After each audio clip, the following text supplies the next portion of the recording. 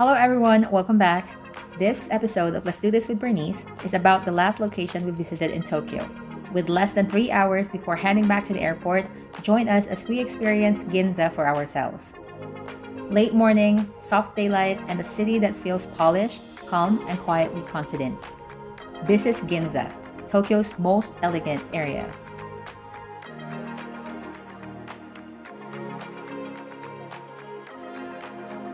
Before exploring, we stored our luggage at Mitsukoshi Mall, which is directly connected to the train station.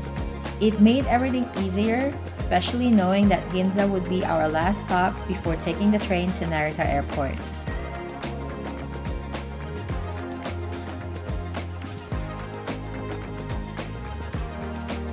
From here, we passed through the store section of the mall before stepping out onto the street.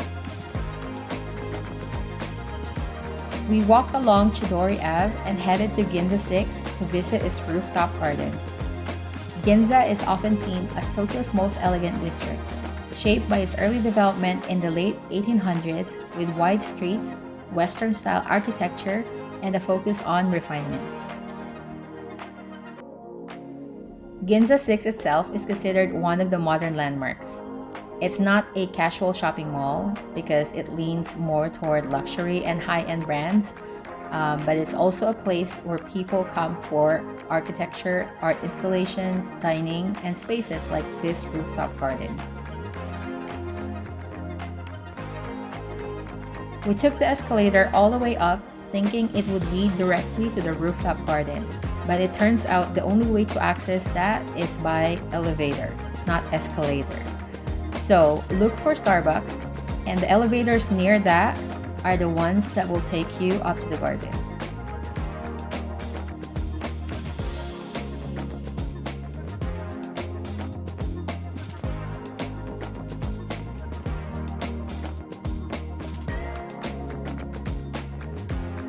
The rooftop opens into a space filled with plants, greenery, and sitting areas. It was a nice day, fairly quiet, and a comfortable place to slow down for a moment. From here, you also get a view over Ginza and the surrounding skyline, which adds to the experience.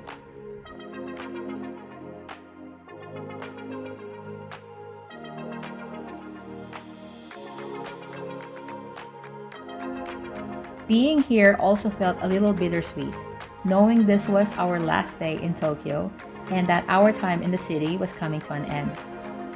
If you like to catch our other Japan videos, we'll leave the links in the description below.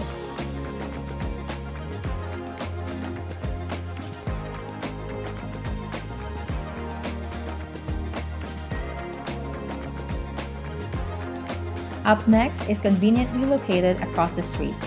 We visited the Uniqlo Ginza Flagship, a 12-story building showcasing almost everything Uniqlo offers. Imagine a whole building, all 12 floors of clothing, apparel, accessories, seasonal collections, a cafe, even special collaborations, and everything Uniqlo has ever made. Wow, isn't that insane and amazing?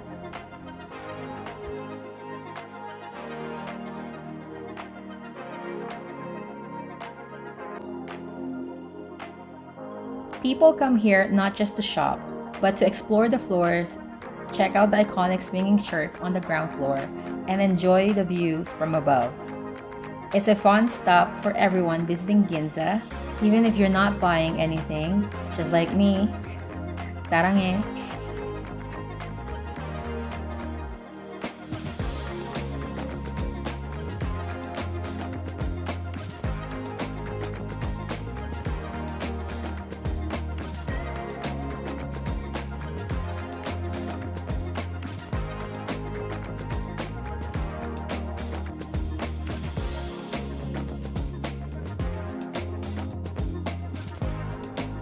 As we continued with our walk, the streets were full of slick, stylish buildings and posh storefronts.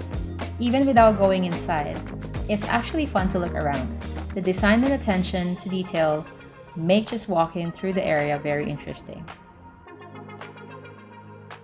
We had planned to try this Michelin star ramen restaurant, but only later learned that the daily reservation tickets were given early in the morning. In short, we didn't make the cut.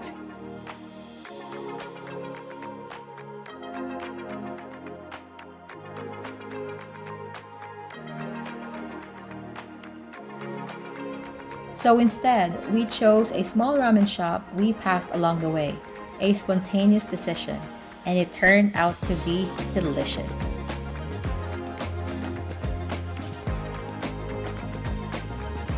With time running short, we started walking back to Mitsukoshi Mall, enjoying the buildings, the lunch rush hour, and the overall elegance of the area.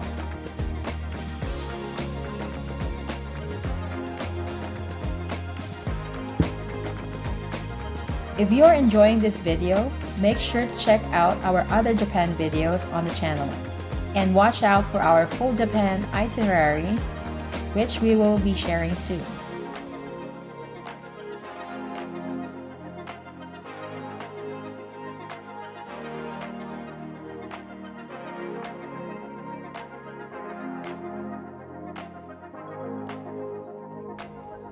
Picking up our luggage from storage was so easy.